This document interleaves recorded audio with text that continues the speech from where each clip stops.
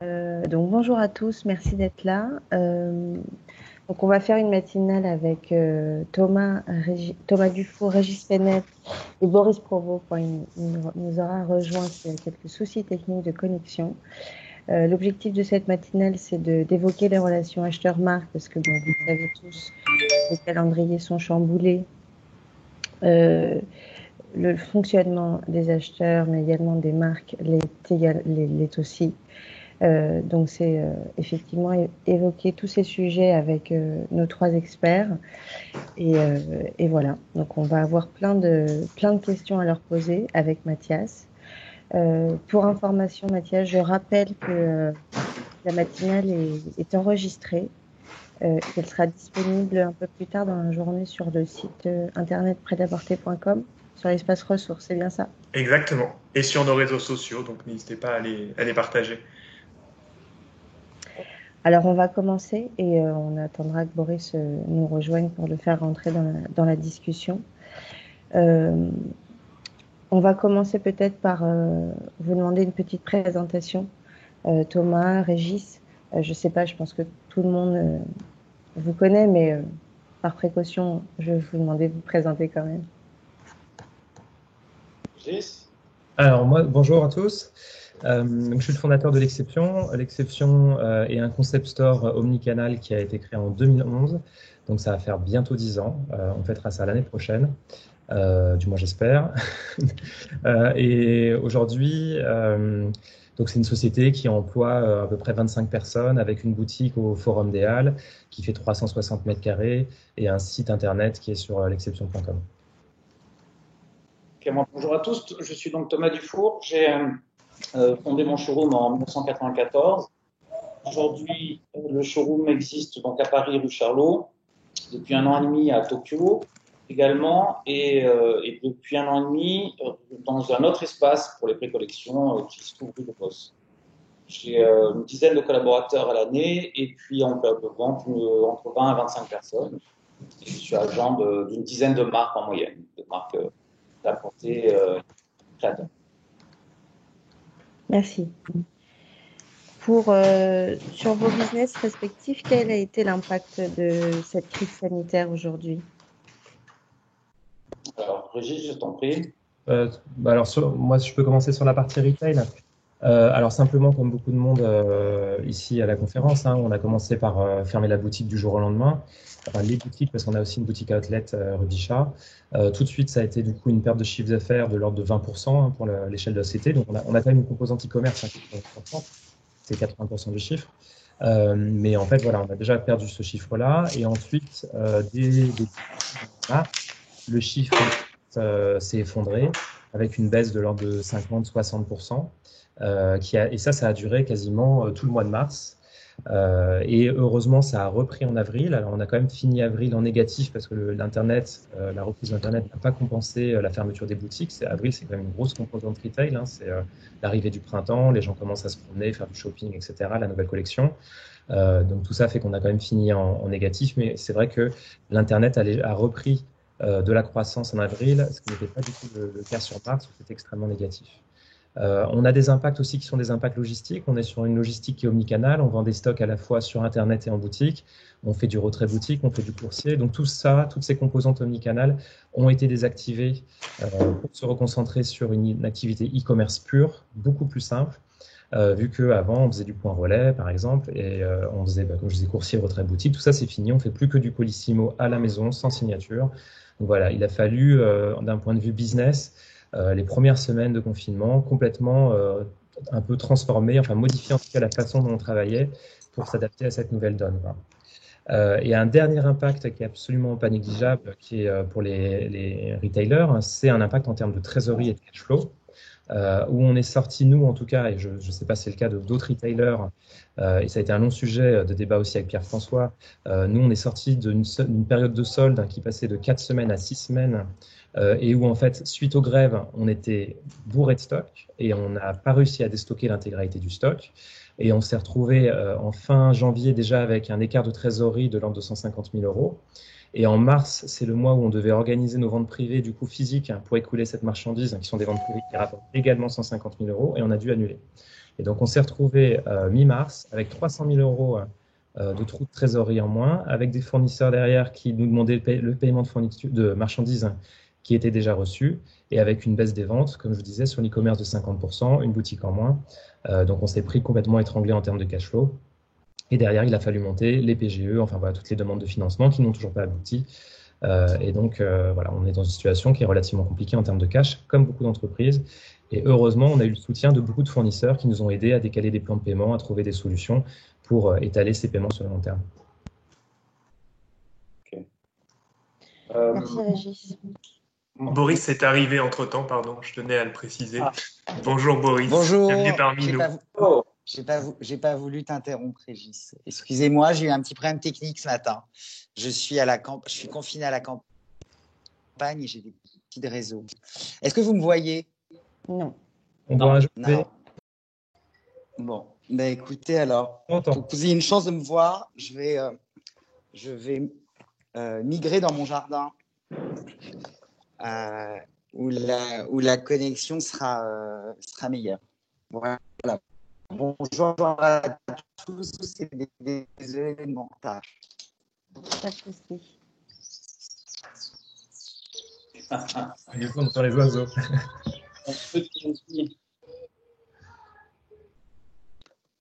Peut-être que Thomas peut... Voilà, c'est ce que j'allais dire. Excuse-moi, Priscille. Moi, de mon côté, évidemment, la problématique qui n'était pas du tout la même. Nous, on a quand même eu la chance de pouvoir faire une saison plutôt correcte pendant les périodes de vente, puisque le confinement a débuté le 16 mars. Malgré tout, les gens étaient très prudents. Donc, globalement, le volume de vente pour l'hiver prochain est en baisse de 25% au niveau de mon showroom. Certaines marques ont pu maintenir et d'autres ont baissé, mais globalement, c'était 25% de moins. Ensuite, le confinement est arrivé, donc évidemment un coup de massue, une panique générale. Donc là, on s'est attaché à se rapprocher des clients, à leur apporter notre soutien, à déjà évidemment déjà gérer des commandes pour l'hiver prochain qui sont en baisse, c'est-à-dire des réductions de commandes. Et puis très vite préparer la reprise et aider à nouveau nos clients sur l'été avec des gestes commerciaux, avec enfin tout le soutien possible que les marques et les showrooms peuvent apporter auprès des clients. Mais bien entendu, pour moi, la problématique n'est pas la même si le chiffre d'affaires de l'année qui vient au niveau de mon showroom sera en baisse d'au moins 30%. Et j'ai bénéficié d'un prêt garanti par l'État parce que du coup, suite au confinement, la plupart des usines ont évidemment bloqué le paiement des commissions parce qu'il fallait qu'on comprenne ce qui allait se passer. Et le problème d'un showroom, c'est qu'on avance énormément d'argent pour faire une saison de vente qui, elle, rapporte un an plus tard, enfin entre 8 mois et un an plus tard. Donc du coup, je me suis retrouvé dans un grave souci quand même de trésor aussi, moi, fin mars. Qui est aujourd'hui qui a été sauvé par ce fameux PGE que j'ai obtenu assez rapidement. Mais voilà, après la suite, on verra. Mais c'est une autre problématique que vous, les boutiques ou les sites de vente, mais qui est la même au final. Oui, et puis qui impacte aussi, c'est totalement lié à l'activité de la marque, parce que quelque part, tu es le bras armé commercial de toutes ces marques. Absolument. Donc c'est vrai que c'était une période extrêmement compliquée. Moi, j'ai quand même eu très peur parce que je suis rentré dans cette crise avec de lourds investissements que j'avais fait durant l'année dernière pour l'ouverture d'un showroom à Tokyo, un nouveau showroom en pré-collection. Donc j'avais investi énormément d'argent, ce qui fait que j'étais vraiment dans une position de fragilité. Donc aujourd'hui, maintenant, cette crise va continuer. On va la gérer d'une autre façon. Et évidemment, on attend tous la reprise, la réouverture des boutiques et tout est là. Enfin, tout va se jouer dans les mois qui viennent. D'accord. Boris moi, c'est assez proche de Thomas, en fin de compte, sur l'impact l'impact de la crise. Nous, elle a démarré dès le mois de janvier parce que on a évidemment des publics chinois, peu en exposants, mais quand même pas mal en visiteurs. On avait annoncé en fin d'année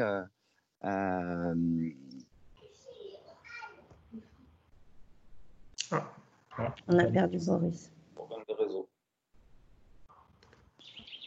Allô? Ah, on entend les oiseaux. Super, j'ai eu un appel entre-temps. Donc, on avait annoncé fin décembre le lancement d'un événement à Shanghai qui, du coup, a été reporté et j'ai espoir de le lancer au mois d'octobre sous une nouvelle forme qui sera globalement digitale et en streaming. Donc, nous, on a été impactés dès le mois de janvier donc sur la Fashion Week Home et sur les précoles avec une petite baisse du chiffre d'affaires et une baisse de visitorat, mais qui était corrélée à la grève et autres.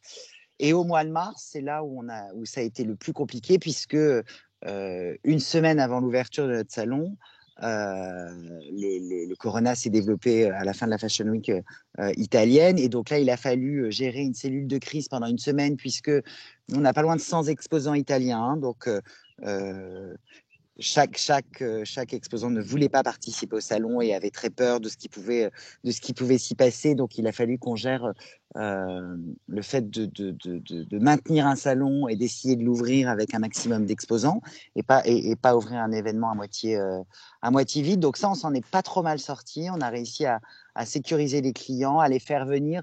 Sur 285 marques, on a eu 6-7 défections dans la semaine. Donc, il était important pour nous. Non, ce qui n'est pas énorme, mais on a tenu. Après, en tant qu'organisateur, on a vécu un enfer parce qu'au Carrousel du Louvre, on nous menaçait tous les jours de fermer parce que le Louvre a fermé dans le week-end. Donc, il y a eu un amalgame entre le salon est fermé.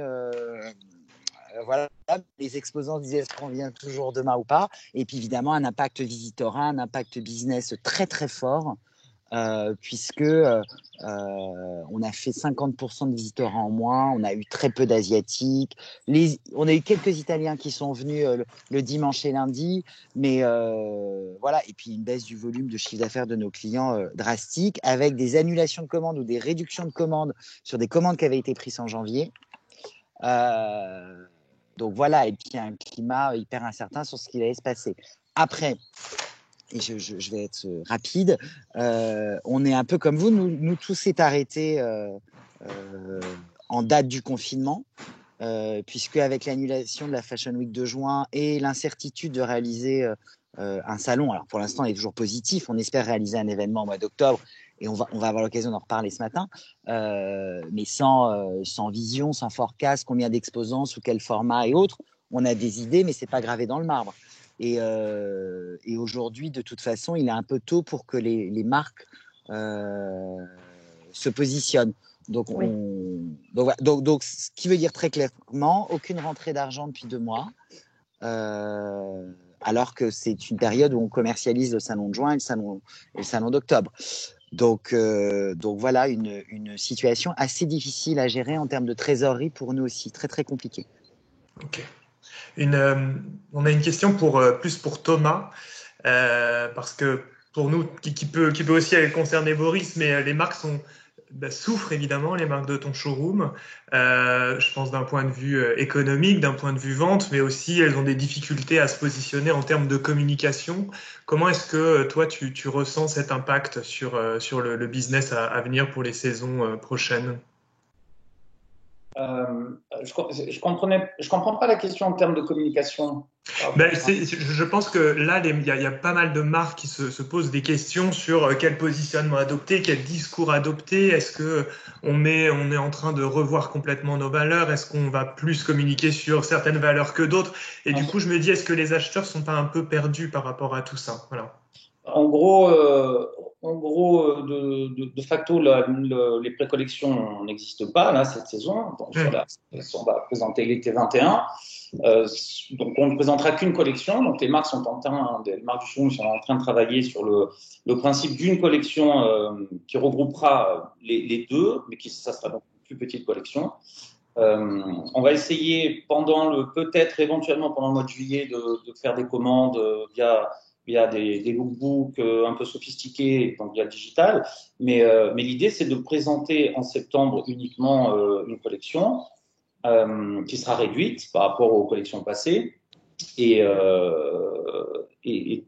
surtout de profiter du fait que, en théorie, et c'est ce qu'on espère tous, à Paris fin septembre, l'homme se présente en même temps que la femme. Donc on espère avoir un visiteur important et un afflux d'acheteurs du monde entier qui viendront à Paris, dans l'idée où ils peuvent voyager et tout est ouvert, et de faire une seule saison de vente fin septembre à Paris, en prévoyant bien entendu une baisse de chiffre d'affaires toujours globale d'environ 20%. Moi, je l'estime à 20-25%. Parce que si les gens viennent, s'ils peuvent venir, si les collections sont présentées, si tout va dans le bon sens, les gens seront évidemment prudents de toute façon, quoi qu'il arrive. Mais si on arrive à faire une saison de vente correcte avec une baisse de 20-25%, c'est déjà bien, et même très bien. Et dans les marques que tu représentes, est-ce qu'il y en a qui tirent un peu plus leur épingle du jeu? Est-ce que tu pressens déjà qu'il y en a qui justement ont adopté un positionnement ou une posture commerciale un peu plus... J'ai pas le haut-parleur. Moi, sur l'ensemble de mes marques, deux faisaient, donc c'est Rosanna et Forte qui faisaient des pré-collections été, les autres marques faisaient des previews. Donc, pour les marques qui faisaient des previews, ça changera pas grand-chose. Et pour Rosanna et Forte, on va essayer de présenter une collection qui permettra de faire un chiffre d'affaires suffisant. Maintenant, la vraie question, c'est qu'effectivement, on va tous se repositionner sur des saisons de vente qui correspondent plus aux saisons hiver et été, au moment où ça correspond le plus, et puis surtout essayer d'arrêter de faire cette folie de pré-collection, de collection. À la fin, on ne sait plus à quel moment on vend, qu'est-ce qu'on vend, à quel moment on livre. Ça devenait déjà très compliqué dans le passé, mais là, avec le Covid, c'est plus que flagrant.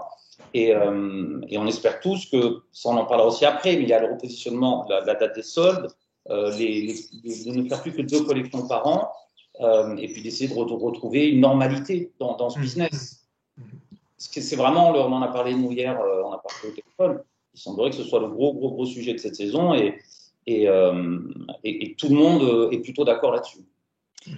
Pour compléter ce que dit Thomas, nous sommes défenseurs d'une réunion et d'un groupement des événements et d'une concentration des périodes d'achat. Ça va quand même dans le sens aussi de la conscience écologique, du sustainable, du less is more, quoi. Enfin, on était arrivé, je pense, un peu à une démesure du nombre de présentations, de collections. Lié à une soif aussi peut-être de consommation. Donc je pense que c'est l'occasion. De toute façon, ce confinement, cette crise, elle a une vocation et peut-être que ce sera une véritable opportunité de repenser le modèle et de freiner un peu, de se dire ok, est-ce qu'on n'est pas allé trop loin pour repartir peut-être sur des bases plus saines, plus solides. Après le sujet c'est combien serons-nous au sortir de cette crise, mais je pense qu'il est urgent de se poser les bonnes questions grâce à cette crise. Alors moi, exactement en tant que retailer et acheteur, parce que je fais aussi beaucoup de rendez-vous, je ne suis pas trop dans ce sens-là. Dans le sens où je suis d'accord qu'il faut tout à fait concentrer les sessions d'achat. Et c'est vrai que nous, souvent, on est un peu agacés de devoir faire 2-3 rendez-vous pour une marque, à moins que les rendez-vous amènent des collections très différentes. Mais aujourd'hui, nous, on a un planning d'achat qui est extrêmement dense et qui est dense pas pendant une semaine, mais qui est dense pendant 3 mois. Parce que nous, ça va de janvier à mi-mars, enfin on va dire 2 mois et demi, et puis normalement, ça commence de fin juin jusqu'à début octobre. Et en fait, aujourd'hui, le regroupement de tous de l'homme, de la femme en même temps, des précos, des collections, sera aujourd'hui en tout cas assez ingérable. C'est-à-dire que si nous, on n'arrive pas à passer une grosse partie de nos budgets déjà en juillet, septembre sera infaisable. On ne s'est pas placé, nous on achète plus de 2 millions d'euros, on ne s'est pas placé 2 millions d'euros de commandes en 30 jours, c'est impossible. Et donc c'est pour ça que là, nous, il y a quand même cette notion de temps, cette notion d'étalement qui reste très important. Et c'est vrai que la façon dont c'était fait, où les marques de prêt-à-porter, entre guillemets, donc plus accessibles, qui sont aussi plus celles qu'on va voir par exemple au Who's Next en début de session, étaient vraiment bien parce qu'on pouvait les acheter dès janvier. Et après, en mars, on allait acheter les marques plus mode, comme les marques comme Roséana, etc. Et là, on allait les acheter plus en collection. Mais en fait, cet étalement dans le temps, pour les acheteurs, rendait la période gérable. Et j'ai peur, moi, que, par exemple, le mois de septembre, aujourd'hui, enfin, l'acheteuse et l'acheteur sont complètement flippés parce qu'ils ne savent vraiment pas comment ils vont gérer ça. Et toi, en tant que retailer, Régis, est-ce que tu ressens ce que présentent nos représentants B2B, que justement, il y a une attente un peu différente de la part du client final sur le produit qu'il achète, je pense qu'il que compte acheter? cette attente était déjà là. C'est que aujourd'hui, les clients encore plus cherchent du sens dans leur achat, vont demander du Made in France, du produit en Europe, vont essayer de comprendre l'ADN de la marque, etc. Donc tout ça, c'était déjà quelque chose qui était présent avant. L'écologie, voilà. Donc nous, ce qu'on a vu, en tout cas sur la période, qui est assez amusant, c'est qu'on a vu, surtout sur le mois d'avril, on a vu une reprise de la consommation chez la femme, avec notamment un gros décollage de la chaussure et notamment de toute la catégorie sandales, qui nous a augmenté de plus de 70% en termes de vente. Là où l'homme, la vente était en baisse de 30% sur la catégorie chaussures. Et en fait, on avait un split de vente qui était quasiment 55% hommes, 45% femmes, et on est passé à 70% femmes, 30% hommes, parce que simplement l'homme, quand il est chez lui, il n'achète pas, et la femme, quand elle est chez elle, elle achète de la chaussure. Donc on a des splits de consommation très différents, mais je ne sais pas si ça va continuer à durer post-confinement. Ok. Je voudrais juste rebondir sur ce qu'a dit Régis. Je comprends bien la problématique, effectivement, quand vous avez des gros volumes de ventes achetés de l'homme et de la femme, il faut du temps, c'est évident. Mais l'idée, c'était pas, moi, quand j'expliquais qu'il fallait arrêter cette folie d'avoir 50 collections par an, enfin là, on en est à 4 pour la femme, et de couper l'homme et la femme. Là, l'homme et la femme seront coupés fin septembre à Paris, a priori, parce que fin juin, tout est annulé. Mais ça serait bien que dans le futur, il puisse y avoir une période de vente homme, qui est souvent en juin, et femme ensuite septembre-octobre. Pareil pour janvier, splitter les deux, l'homme et la femme, pour contre les marques ne fassent qu'une collection par an avec une période de vente. Alors si pour certaines marques c'est septembre, ça serait septembre, et d'autres fin septembre-octobre. Ça vous laisse bien sûr de la marge et du temps et pas acheter de très gros volumes en très peu de temps. Mais la problématique, elle était non pas sur l'homme, mais que sur la femme, qui aujourd'hui, la plupart des marques présentent 4 collections. Lorsque c'est pas 4 réelles collections, c'est 2 previews et 2 collections, donc ça crée encore plus d'amalgame et de confusion. Pourquoi donc? Parce qu'il faut livrer toujours plus tôt. Mais il y a 5-6 ans, c'était pas le cas, 8 ans, c'était pas le cas, et encore moins avant dans le passé. En gros, les précollections, elles ont été imposées d'abord par le marché américain. Moi, mes marques ont été obligées, notamment Forte et Roséana, de créer des précollections. C'était il y a 3 ans, donc c'est très récent. Parce que les agents américains les demandaient pour les department stores américains. À l'origine, c'était ça. Bon, après, tout le monde s'y est mis et tous les clients en ont acheté. Mais aujourd'hui, le marché change. J'ai eu au téléphone mon confrère Christophe Desmaisons, qui est un très gros showroom américain, et lui-même va dans ce sens-là, et même les department stores commencent à réfléchir à changer ce fonctionnement parce que ça dérègle complètement le marché. Et à la fin, il n'y a plus de création, plus de saison. Il y a simplement une course au profit, à la livraison plus rapide, et ça devient complètement insensé. C'est ça, Thomas, effectivement, il y a une course à la livraison également. Mais c'est vrai qu'on se rend compte, on avait fait un petit benchmark des calendriers d'acheteurs là sur la dernière saison, avec plusieurs acheteurs, grands magasins, concept store et autres, et on s'est effectivement rendu compte que leurs achats, quasiment à 80%, étaient passés sur les précos. C'est aussi, en fait, après, c'est aussi un débat qu'on a eu. Ouais. On passe sur les précos, c'est parce qu'on est livré tôt. Et que la marque nous dit, pour être livré en janvier, il faut passer en préco. Donc, en fait, on se force aussi à faire une partie des budgets en préco. Et des fois, on arrive en collection en se disant, zut, j'ai trop acheté parce que la collection est beaucoup plus intéressante, mais j'ai plus de budget. Alors que si. Donc, c'est sécuriser vraiment, je dirais, l'implantation retail, quoi. Exactement. Voilà. Parce que, à cause des dates de solde, aussi parce que maintenant les soldes ont été réduits, je ne vais pas revenir sur ce débat. Mais ça veut dire que début février, moi, il me faut de la marchandise. Et la réalité, là, sur ce mois de février, c'est que j'avais rien. On n'avait rien à vendre début février. On avait 15% de marchandises reçues à la fin des soldes. C'est ridicule. Donc, nous, on va acheter en préco. C'est clair. Donc effectivement, je dirais que là, par rapport aux choses qu'il faudrait garder, entre guillemets, parce que de toute manière, le calendrier il est chamboulé. Là, on va faire effectivement voir comment vont se dérouler une Market Week, Fashion Week regroupée hommes-femmes. Et en plus, tous les événements étrangers, tous les salons vont quand même se succéder de manière très intensive. Mais c'est vrai que les choses qui sont vraiment importantes à garder, c'est la livraison, je retiens. Les précos, c'est plus le timing qui est important, plus que la collection supplémentaire. Et souvent, les marques avaient aussi également l'habitude de faire des espèces d'actus ou de capsules pour permettre de rythmer l'année et de donner également des temps de respiration différents aux retailers. Est-ce que ça, c'est quelque chose que vous allez garder dans l'approche avec les marques? C'est-à-dire de faire en plus des précos des capsules? Bah, il y a pas mal de marques qui faisaient des capsules.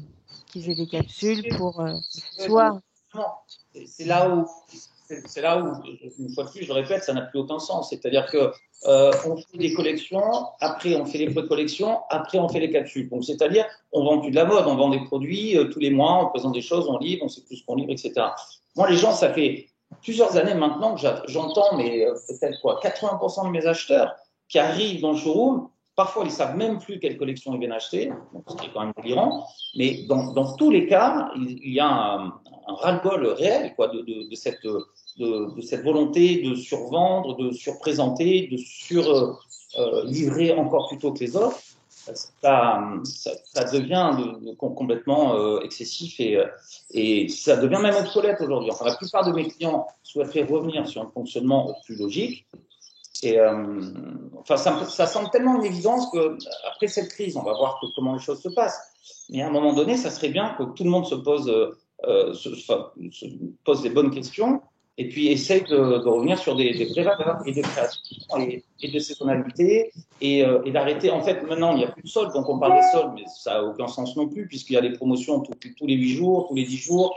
Plus personne. Alors, donc, ce que Régis dit est vrai. En février, il faut être livré, quoi qu'il arrive. Pourquoi? Parce que les gens nous disent aujourd'hui, ah ben nous, on n'a plus le temps de vendre avec les prix normaux, puisque les soldes, c'est vraiment après les livraisons. En gros, c'est ça. C'est pas les soldes, en fait, c'est les promos. C'est on repeint le plafond et on fait 50%, ou c'est les 8 jours pour certains, ou etc., etc.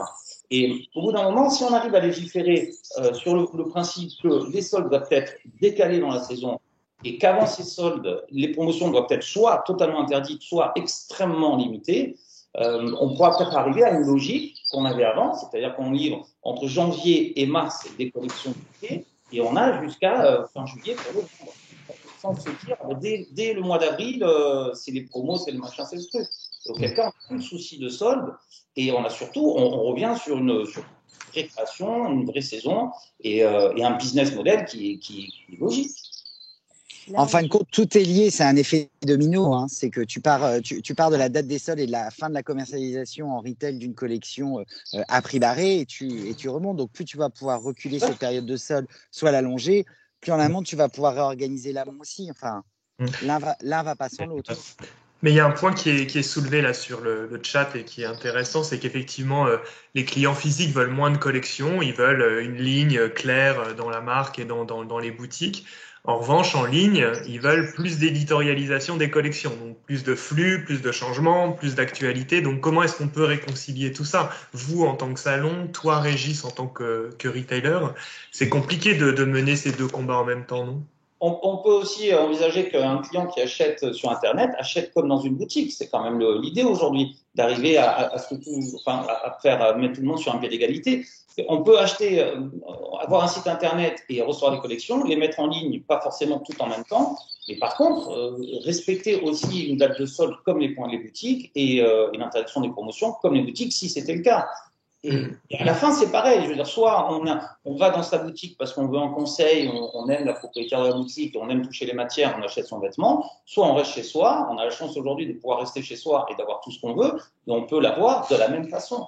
Il n'y a pas de raison que ce soit différent. Ouais, oui, après, Après, je pense que l'expérience de shopping, elle est obligatoirement différente par essence. De toute façon, tu as des gens qui aimeront toujours, pour certains achats, aller en boutique, avoir un conseil. Je pense que Régis, drivant les deux business, tu peux avoir un témoignage intéressant. Mais moi, je crois aussi qu'aujourd'hui, le digital est une vitrine hyper intéressante pour les marques en termes de brand content. C'est-à-dire sur le digital, on peut raconter plein de choses, on peut faire de l'animation commerciale aussi différenciée, on peut pousser des produits à certains moments et une marque peut s'exprimer. Alors nous en salon, on pousse les marques à faire du contenu, à avoir des partis pris, à présenter la marque de telle et telle façon. Comme tu disais, Thomas, les capsules, c'est pour redonner une actu en fin de compte. Après, c'est du marketing. Une marque, avec sa collection, elle est capable de créer des actus et de créer du contenu et de pousser des choses dans une même collection. C'est une façon de communiquer pour moi. Donc, on n'a pas besoin de recréer un truc en plus à chaque fois, parce que du coup, ça devient chronophage et c'est sans fin. Là, sur les prochaines saisons, donc, il y aura de toute manière une fragilité des marques, surtout financière, et elles vont, pour la plupart, effectivement, faire des ajustements et s'axer sur la prudence pour tout ce qui est développement de nouveaux produits. Comment, au niveau des salons ou showrooms, vous allez, entre guillemets, les accompagner sur ces prochaines sessions, parce que il y a de toute manière le risque d'absorber de nouveaux clients, des clients qu'on ne connaît pas, sécuriser les anciens. Voilà, il y a tous ces facteurs-là, et effectivement, le salon ou le showroom va être un partenaire assez essentiel dedans. Comment vous allez travailler avec la marque? J'y vais. Nous, je vous laisse respirer. Nous, on est en train de revoir toute notre offre de service. Pour la petite histoire, vous le savez, moi, je suis arrivé à Tranoï il y a que 7 mois et je suis arrivé dans une audition, dans un objectif avec une feuille de route, de toute façon, repositionner notre offre en termes de mode, de curation, d'image et autres, en termes de ligne éditoriale. Mais et aussi de digitalisation. Et oui, et en offre de service. Donc pour moi, il y a deux pans. C'est la curation, la sélection, la ligne éditoriale, et la politique de service pour garantir un minimum de ROI à nos marques. Aujourd'hui, le salon, il est discuté, mais c'est pas que moi, Tranoï, c'est tous les organisateurs de salon et tout secteur d'activité confondu venant de l'hospitality. J'ai pu le voir aussi dans ce milieu-là. Aujourd'hui, un salon, il est soumis à plein de phénomènes extérieurs. On a eu les grèves, on a eu les attentats, on a eu plein de choses. Donc du coup, ce qui est compliqué pour une marque, c'est de venir chez nous 4 jours et elle a que 4 jours pour jouer sa collection. En tout cas, rentabiliser l'investissement qu'elle a fait en l'occurrence chez Tranoï. Ce constat, il n'est pas nouveau, mais en tout cas, les salons, on a du mal à y répondre. Donc nous, on est en train de revoir toute notre politique de service, tout notre pricing et tout notre accompagnement auprès des marques. On veut vraiment passer d'un organisateur d'événements à un accompagnateur de business tout au long de la saison sur évidemment des piliers du digital avec une présence des marques sur le digital que vont pouvoir consulter les retailers. Donc on est sur la plateforme de mise en relation avec présentation de collection, sur de la prise de rendez-vous, la possibilité de faire du matchmaking et d'introduire des bailleurs à des marques et pas attendre le salon. On est en train de travailler un volet formation aussi avec des webinars tendances et accompagner même dans la création de sa collection, le designer. Ça s'adresse évidemment à des marques, je dirais à des marques émergentes et à des jeunes créateurs qui ont besoin de soutien, parce que c'est eux qui vont le plus souffrir sur les jeunes marques sur cette période, et un événement physique qui doit être le point d'orgue de la saison, et qui doit être expérientiel avec du contenu et inspirer la profession. Donc on est en train de changer. On est en train d'évoluer comme tout le monde pour garantir à nos marques un maximum de retour sur investissement. Voilà. Voilà. Je pense que j'ai répondu à ta question. Alors justement, Régis, par rapport à tout ça, par rapport à tes achats sur les saisons à venir, est-ce que justement tout ce qui est en train de se passer du côté des wholesalers, tu penses que ça va te faire repenser la manière dont tu fais tes achats et surtout comment tu dispatches tes lignes budgétaires? Est-ce que tu comptes justement développer d'autres segments d'accessoires ou je ne sais pas pour élargir, changer un petit peu ton offre? Alors oui, on a rentré un nouveau segment qui est essentiel pour le business, qui s'appelle les masques. Et en fait, ça arrive en mai, enfin plus ou moins, parce que c'est actuellement, donc tout le monde en a lancé, vous le savez, il n'y a pas une marque qui vient chaque jour en disant j'ai lancé un masque. Mais effectivement, on a genre plus de 100 rêves de masques qui arrivent en mai, quoi. Et on voit que ça va devenir important, pas sur les prochains mois, mais ça va être sur toute l'année. Là, aujourd'hui, on sent que c'est quelque chose d'important. Nous, à savoir qu'on avait produit un masque avec Happy House, qui est une marque présente au Tranoï, d'ailleurs. Que j'ai commandé, qui sont très bien. Ils sont très, très bien. Moi J'ai aussi, vu ton post hier, j'en ai acheté et ils sont super bien. Non, ils sont très très beaux. On les fait produire effectivement par Happy House en lin écologique. Voilà. Donc en fait, c'est comment répondre en fait à ce besoin qui est un besoin vital, mais en apportant une qualité de service, enfin une qualité de produit en tout cas qui correspond. Sachant qu'on a produit ces masques, on en a vendu. Donc là, on en avait produit 500, on en a relancé 1000 en prod, donc on va avoir 1500. Et sur chaque masque, on donne 6 euros à la Fondation des Hôpitaux de Paris, Hôpitaux de France. Donc à la fin, on va pouvoir donner quasiment 10 000 euros à cette fondation. Et donc aujourd'hui, il s'agit de s'impliquer sur des nouvelles typologies de produits qui sont nécessaires pour nos clients. Après, pour revenir sur les achats, on va continuer bien sûr à renforcer l'offre parce que les clients, on voit qu'ils ont besoin, ils recherchent de la nouveauté, ils recherchent des jeunes créateurs, ils recherchent des valeurs. Et aujourd'hui, c'est plus qu'avant encore. Il faut continuer à être créatif, il faut se différencier. Si j'ai la même offre que tout le monde, eh ben, je ne ferai pas un bon business. Et donc, nos acheteurs, à chaque fois, ont toujours une poche de 10-15% du budget qui est réservée à des nouvelles marques. Alors, ça veut dire que de l'autre côté, il y a aussi des marques qui sortent parce qu'elles ne performent pas. Et c'est comme ça qu'on arrive derrière à augmenter les volumétries. Maintenant, c'est vrai que nous, par exemple, on nous a beaucoup posé la question, est-ce qu'on va réduire les budgets sur l'hiver? Parce qu'on a déjà passé les commandes d'hiver. Nous, par rapport à nos fournisseurs, on a gardé toutes nos commandes d'hiver. D'ailleurs, elles se sont plutôt nettoyées d'elles-mêmes parce que plein de marques ont annulé une partie des lignes, etc. Donc, c'est comme ça que ça s'est baissé naturellement. Mais nous, on a bien gardé nos commandes. Et surtout, on a vu beaucoup de marques demander de l'aide cette saison, plus qu'avant. Des acomptes, etc. Et donc, c'est pour ça que là, on est arrivé derrière. Même si, malgré nos problèmes de trésorerie, on a essayé pour les petites marques de débloquer des acomptes à 20-30% pour les aider à financer cette saison qui est particulièrement difficile.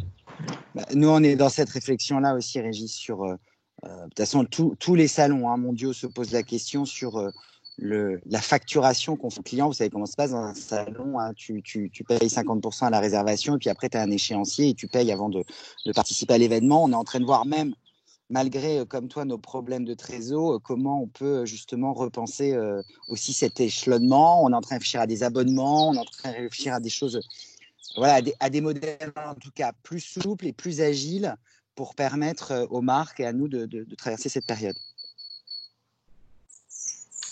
Ok. Et au niveau de ta sélection, Boris, tu souhaiterais intégrer de nouvelles marques ou tu vas réduire justement le périmètre d'exposants? Nous, on va réduire de 30%. Alors, ce qui avait été le plan qu'on avait fait avant, juste avant le confinement, c'était notre volonté de se recentrer sur un lieu, de mettre beaucoup plus d'éditorial dans le salon, d'assumer la sélection. Et quand je dis assumer, c'est l'éditorialiser. Voilà, la valoriser. Et on avait prévu de passer de 300 à 220 marques sur le salon d'octobre, en refaisant un comité et en accompagnant mieux nos marques et puis donner une meilleure lisibilité de notre offre à l'offre du salon. Après, ce qu'il apparaît dans les acheteurs, et c'est intéressant, Régis, si tu peux confirmer ou infirmer, c'est qu'il y a deux tendances fortes qui se dégagent sur les produits recherchés par rapport à la saison prochaine, qui pourraient corroborer avec ce que nous disent nos exposants. C'est qu'il y en a qui sont en plein lâchage créatif, qui du coup se disent bah on y va quoi, enfin tu vois, et que voilà, des produits forts, des produits à histoire, des produits très créatifs, et d'autres qui sont très sur de la sécurité quoi, sur une approche plus économique de comment je me sers un peu de mon été vin et que je l'upgrade, je le retransforme un peu, mais je révolutionne pas la roue parce que de toute façon je vais pas pouvoir. Et puis, je crois pas que le marché ou que le retail et que le consommateur final va être répondant à ça. Donc, on voit deux grandes tendances là-dessus qui sont opposées en même temps. Et évidemment, on les mettra en avant sur le salon. Qu'est-ce que tu sens, toi, Régis? Moi, c'est ce qui me faisait un peu peur. C'était que justement les marques n'aient pas la capacité de développer une nouvelle collection, on l'a vu la période actuelle, et qu'on se retrouve avec une saison un peu ratée, de reconduits, où on a fait des nouvelles matières, et qu'on se retrouve avec une saison qui est quand même une saison importante, qui soit à moitié ratée, quoi. Et ça, c'est un peu c'est pour ça qu'on a hâte de voir les collections, parce que c'est un peu ce qui m'inquiétait un peu en cette période de budget. C'est vrai que nous, on a vraiment deux sons de cloche. On a tout le monde, de toute manière, va couper ses collections, enfin ses frais de collection pour faire le dos rond et pour sécuriser un maximum de trésorerie. Ça, c'est normal, entre guillemets. En revanche, même s'il y aura, je dirais, des collections optimisées à partir de 16-20, on a quand même beaucoup de sons de cloche. Je dirais, de l'effervescence créative, et je pense qu'elles ont toutes conscience que c'est aussi un vrai élément de différenciation qu'elles doivent mettre en avant pour permettre de bien rebondir, pour renforcer cette différenciation, renforcer ces messages, renforcer cette créativité. Donc les deux, entre guillemets, sont pas incompatibles pour moi, et tous les retours qu'on a des marques, c'est quand même aussi quelque chose qui revient assez souvent. Okay. Voilà, après, tout le monde fera les comptes à un moment donné, et de toute manière, ça s'ajustera. Régis, j'ai une dernière question avant d'ouvrir les questions aux participants. Pour toi, la date idéale des soldes, c'est quand? Alors, la question qui fâche. Bon, je pense que personne est tout à fait d'accord là-dessus. Non. La date idéale. Bon, c'est sûr qu'on est sur une saisonnalité là qui est complètement, qui correspond à plus grand chose. Ça, tout le monde est d'accord là-dessus. Moi, idéalement, ce que je pense, c'est qu'il faudrait faire des soldes, par exemple sur les soldes d'hiver qui soient en mars, et sur les soldes d'été qui soient après la saison d'été, donc en fin août, voire début septembre. Pourquoi? Parce que aussi, nous, le mois de septembre, de toute façon, il y a un mois qui est aussi historiquement calme, hein. Nous, à la rentrée, on voit que les gens achètent de l'enfant, mais ne se ruent pas sur le prêt-à-porter hiver. En général, le prêt-à-porter hiver décolle vraiment en octobre, novembre, décembre. Et justement, en janvier, février, c'est là où les gens ont envie de s'acheter des doudounes, des manteaux, et puis là, on est en solde, donc c'est assez ridicule. Et donc, il faudrait vraiment décaler, parce que les shorts et les jupes, on va les acheter, les sandales, on va les acheter tout le mois de juillet. Et puis, c'est à la fin de la saison vraiment été qu'on devrait écouler le stock de l'été, et à la fin de la saison hiver qu'on devrait écouler le stock de l'hiver. Maintenant, voilà, je pense que ça, c'est un décalage qui est un peu trop radical. Je suis pas sûr qu'il y ait beaucoup de gens qui se positionnent dessus. Et d'ailleurs, quand il y avait eu le questionnaire du Woozneck, je leur avais dit, vous avez même pas proposé le décalage fin septembre, tellement ça avait l'air impossible. Après, moi, sinon, je suis à la limite plus, c'est un peu choquant, mais je suis plus pour le statu quo, laisser fin juin, début juillet les soldes, que les décalages qu'on nous propose aujourd'hui, qui sont fin juillet, début août, parce que pour nous, c'est une période commerciale qui est justement atroce. Parce qu'en fait, simplement, imaginez les boutiques à Paris, fin juillet, début août. Déjà, il y a tous les juilletistes qui sont partis. Il n'y a pas les touristes, et en plus, les touristes ne sont pas là cet été. Donc, les boutiques seront complètement désertées les premiers jours de soldes, alors que ce sont quand même des jours très importants. Et même nous, sur l'e-commerce, hein, les soldes, c'est les gens se font livrer au bureau, les gens se font livrer chez eux. En période de vacances, les ventes baissent de 50%. Donc, au lieu de faire un premier jour de solde avec des ventes qui vont dépasser les 200 000 euros, on va se retrouver avec un premier jour de solde peut-être à 100 000, 120 000 et on fera du moins 50. Donc, moi, aujourd'hui, un décalage là, annoncé, par exemple, fin juillet, ça me fait vraiment peur. Avec en plus, fin juillet, plus 4 semaines de solde, c'est-à-dire qu'on comprend le 15 août dedans, on est mort. Alors là, c'est déjà la saison été, on va se retrouver avec une quantité énorme. Et sur l'hiver, Régis, tu dis début mars? Bah moi, hiver, début mars, je trouve ça pas mal parce que c'est en janvier qu'on vend le plus les pièces d'hiver, tu vois. C'est vraiment là où il fait froid, quoi. Tout décalé de 2 mois, quoi. Moi, je trouve que c'est le décalage de tout décalé de 2 mois, ça serait l'idéal. Ouais, à chaque fois. Mais c'est comme l'été, regarde, toutes les destinations de vacances, les gens sont là pour consommer. Exactement. Quel est le sens qu'à Biarritz, tu achètes un maillot à moins 40% au 10 juillet? Alors que ta collection été, c'est normal que tu la déstockes à fin d'été, donc en septembre, c'est parfait. Ça résoudrait le problème justement de livraison. Et ça résoudrait le problème de livraison. Mais bien sûr. Et après ça résoudrait tout. Et ce que je vous disais hier, c'est que cette pandémie est l'occasion de y arriver, quoi, parce que c'est pas un débat nouveau, les soldes et la réorganisation de tout ce calendrier. Donc, si au moins cette crise pouvait nous permettre de décaler les soldes, ben, j'ai envie de vous dire, on n'aurait pas tout perdu. Tout à fait d'accord. Alors, après, il y a un problème international, c'est que les soldes aux États-Unis vont pas changer parce que les soldes ont changé en France. Et donc, on peut pas être décalé, alors qu'en plus, eux, ils soldent en décembre. On peut pas être décalé de 4 mois par rapport aux US. Il faut être positif, Régis. Ça, c'est ton petit côté dark side. Oui, je sais. C'est mon côté pessimiste. Mais c'est en étant pessimiste que du coup, on arrive à faire des. Ah bah, il n'y a que les paranos qui survivent normalement. Mais oui, bon. c'est ça. Ouais. Et avant de passer aux questions, j'ai une toute dernière question, mais qui est dans la continuité de ce que vous êtes en train de dire. Mais est-ce que pour vous, l'annonce de Saint-Laurent de ne plus du tout tenir compte des Fashion Week, etc., et des timings de vente, c'est le début d'un énorme chambardement, ou c'est une annonce plus communication libertaire, indépendantiste, etc., de la mode? Moi, écoute, je pense que ça va toujours dans le même courant de ce qu'on pressent tous, c'est-à-dire qu'il y a des vrais changements qui sont en train de s'installer, un réel besoin pour sauver d'une manière générale le business de la mode, et que ça commence par Saint-Laurent. Armani aussi s'y est mis, d'autres s'y mettent, d'autres le disent depuis longtemps, notamment je pense à APC qui tient ce discours-là depuis très longtemps. Enfin, il y a plein de marques, que ce soit dans les grandes marques de luxe ou les autres marques, qui sont en train d'opérer, de valider ces changements. Alors, c'est très bien. Après Saint-Laurent, bien sûr, il y a aussi une opération de com très, très importante, tu vois. Mais évidemment, c'est ce qui va se faire par la suite de ces annonces. Je voulais juste dire, j'ai parlé aussi longuement hier avec Dan Arouas, qui est le CEO de Vache, ou Vogue, et qui va, en plus, alors c'est un autre business, bien sûr, c'est les retailers, et c'est très important d'avoir aussi leur point de vue, parce que ils sont très importants aujourd'hui au niveau de la mode, et ils vont dans ce même sens-là, c'est-à-dire ils veulent opérer le changement. Ils sont complètement d'accord sur le principe que les promotions et les soldes sont trop tôt, etc. Enfin, ça casse le business. Et ils ont fait une table ronde récemment avec le groupe SMCP.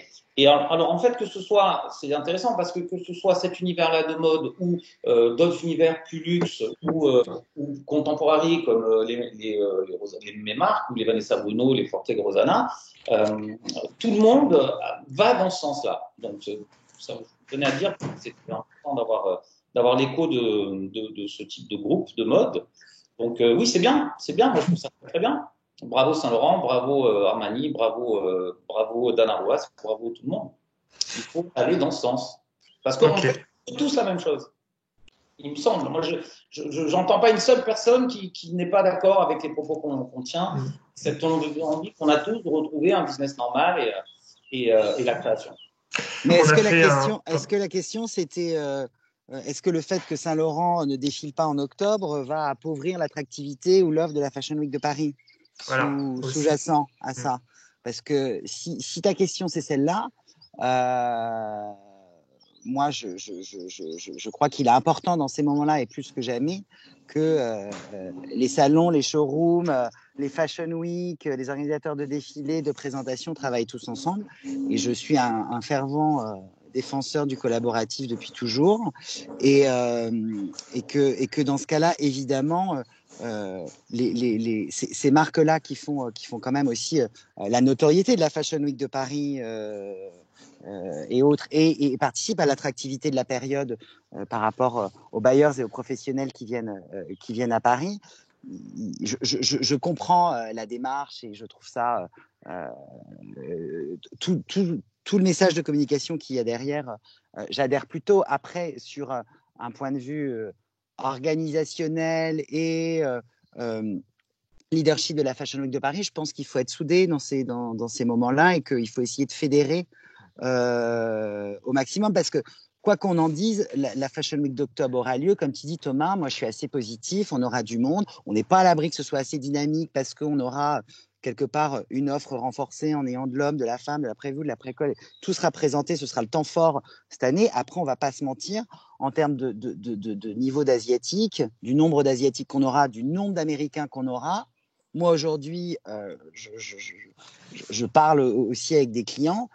C'est difficile de garantir leur venue au mois d'octobre. Donc, il faut dans cette période-là, fédérer et tous se lier. Alors, je ne vais pas faire un grand message, collaboratif qui est fake. Il n'est pas du tout fake. C'est qu'à un moment, il faut que pour la Fashion Week de Paris garde son leadership et maintienne son leadership, on soit tous soudés. Donc, je fais écho au fait que la Fashion Week annonce l'abandon de juin et le fait qu'il n'y aura pas de Fashion Week en juin sans consulter les autres organisateurs. Et c'est dommage. Il faut absolument que pour la place de Paris, chaque organisateur, chaque représentant d'un écosystème complémentaire et qui participe à l'aura de la Fashion Week de Paris, on puisse communiquer et travailler dans le même sens.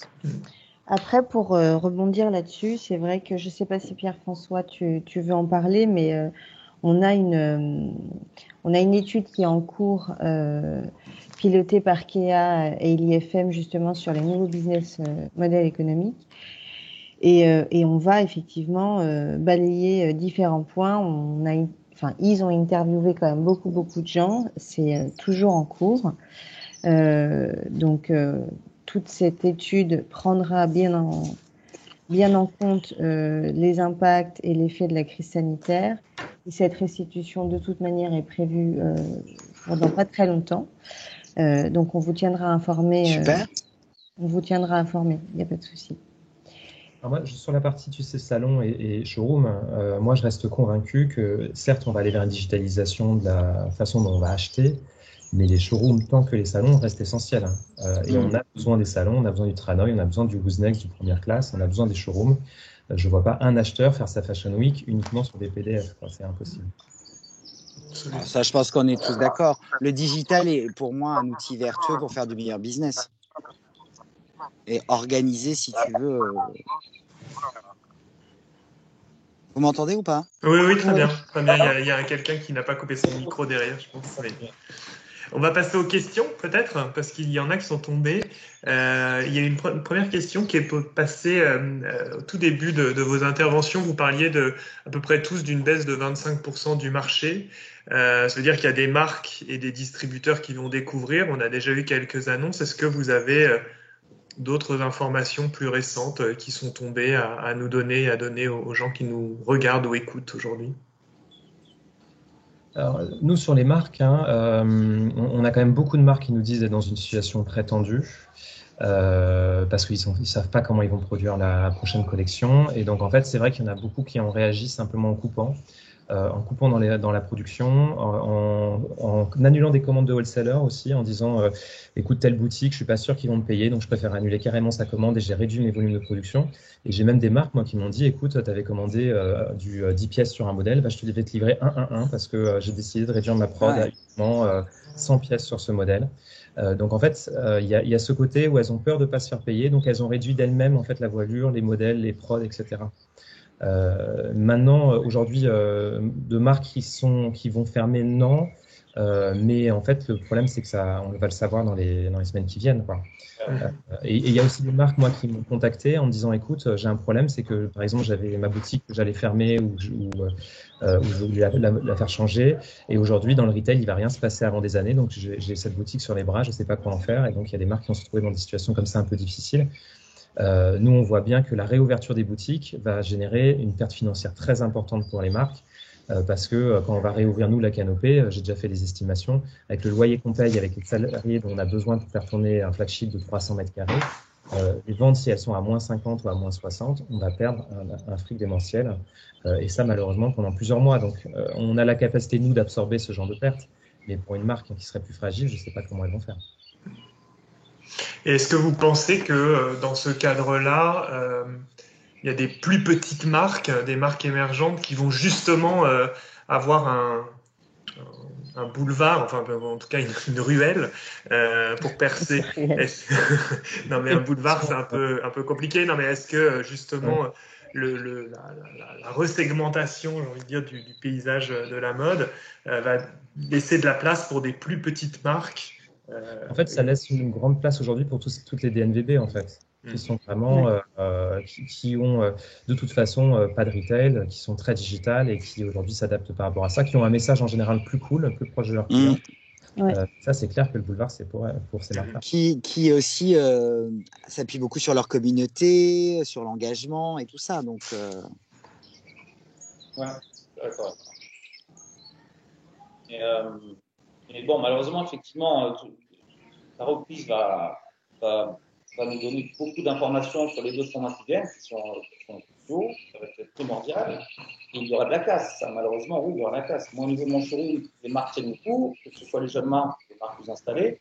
Et malheureusement, et dans les boutiques multimarques et dans les marques, il y aura forcément des gens qui ne vont pas passer le casse. Malheureusement. Et ça va quand même être un peu la guerre, il faut avouer, entre les distributeurs, les boutiques et les marques, parce qu'en fait, tout le monde va finir la fin de l'été avec beaucoup de stock sur les mains. Et en fait, au moment des prochaines négociations, ça va être participation à la démarque, reprise de stock et compagnie. Ça, on le sait déjà, et c'est normal. Ouais, mais j'ai l'impression que ça va être probablement encore plus. Moi, j'ai une marque, il y a des marques qui ont devancé. J'ai une marque anglaise, par exemple, moi, qui a dit directement, on vous fait un avoir de 20% sur tout ce qu'on vous a livré. Comme ça, on devance l'ensemble des questions. Absolument. Non, mais il y a eu beaucoup de. Nous aussi, de notre côté, évidemment, on a passé 2 mois à gérer sur ce phénomène. Et bien entendu, les marques sont là pour aider nos clients. Et même moi en termes qu'agent, j'ai participé à hauteur d'une partie de mes commissions pour aider les marques à faire un escompte suffisant auprès de nos clients. Donc, tous les clients ne demandent pas des escomptes. Certains sont en position pour l'instant qui leur permettent de voir l'avenir, de voir venir et puis de ne pas être dans trop d'angoisse, mais on doit tous le faire. Enfin, chacun, de toute façon, doit participer à son niveau et avec ses moyens. Ok. Donc, vous aider en tout cas, et les agents et les marques. Et s'il y a d'autres questions qui n'ont pas été posées ou qu'on aurait oublié de relayer? Il y a beaucoup de gens qui ont réagi à tout ce que vous avez dit. Il y a Thibaut qui demande est-ce qu'il y aura un soutien plus fort pour les jeunes et petites marques? Absolument. C'est pour Priscilla. Ou pour moi. Ou pour Boris. Oui, bah nous, on est en train de réfléchir sur comment on va avoir un meilleur accompagnement. L'idée, c'est surtout d'en donner plus pour le même prix. C'est-à-dire que c'est pas d'avoir un train d'œil qui revient en disant vous faites tous moins 30% sur une vente de mètres carrés, mais c'est d'arriver avec une offre complètement renouvelée, avec nouveau de service pour le même prix. Donc, tu en as évidemment plus, mais en tout cas, tu as des outils plus efficaces. Ce que l'on peut dire aussi pour la fédération en tous les cas et pour le programme d'aide, c'est qu'il ne faut pas hésiter à nous solliciter parce que ce que l'on voit très clairement, c'est plutôt une baisse des sollicitations de la part des jeunes marques, notamment pour exposer sur les salons parisiens, de manière assez drastique. Donc là encore, il y a des programmes d'aide, il y a des lignes budgétaires qui sont là, mais il y en a certaines que malheureusement on ne peut pas utiliser complètement. Premier point. Et puis deuxième point, pour faire face à la crise que tout le monde connaît, il y a évidemment une réorientation de certaines aides qui vont avoir lieu dans les semaines qui viennent et on aura l'occasion de revenir vers vous avec des annonces plus précises dans les jours ou dans les semaines qui viennent. Merci Pierre. Et puis il y a toujours le programme Talent de la fédération qui continue et qui cartonne. Et on va faire l'appel à candidature dans quelques semaines. Voilà, bravo Priscilla. Mais c'est vrai merci beaucoup en tous les cas à tous. Oui, c'était très bien, merci beaucoup. Mathias, je te laisse annoncer le programme à venir. Demain, on fait un aparté sur Telegram, donc le chat sur Telegram à 16h30 avec Frédéric Bius, qui sera là pendant une demi-heure. Qui va sûrement compléter les propos de C'est 16h30, Dan. j'ai cru que c'était 9h. Non, c'est 16h30. Ah, c'est 16h30. Nos apartés. C'est 16h30. Ouais. Et c'est uniquement sur Telegram. D'accord. Et jeudi, on fera une matinale, donc un webinar sur Teams avec Bénédicte Erdelan, qui est la DRH de Kitsune. On avait envie qu'elle nous parle de son expérience de télétravail, parce qu'elle a 2 fondateurs qui sont maintenant basés à Tokyo, plus la crise qui a amené à gérer du télétravail. Donc on trouvait que ce retour d'expérience pouvait être très, très intéressant. Voilà, donc ça c'est jeudi à 9h45 en format webinar matinal sur Teams. Comme ce matin. Comme ce matin, merci. Merci à tous. Merci beaucoup. Merci. Merci Boris, merci Régis, merci Thomas. Merci à vous. À très vite. À très vite, salut. À bientôt et bon courage pour les prochaines semaines. Au revoir. Salut.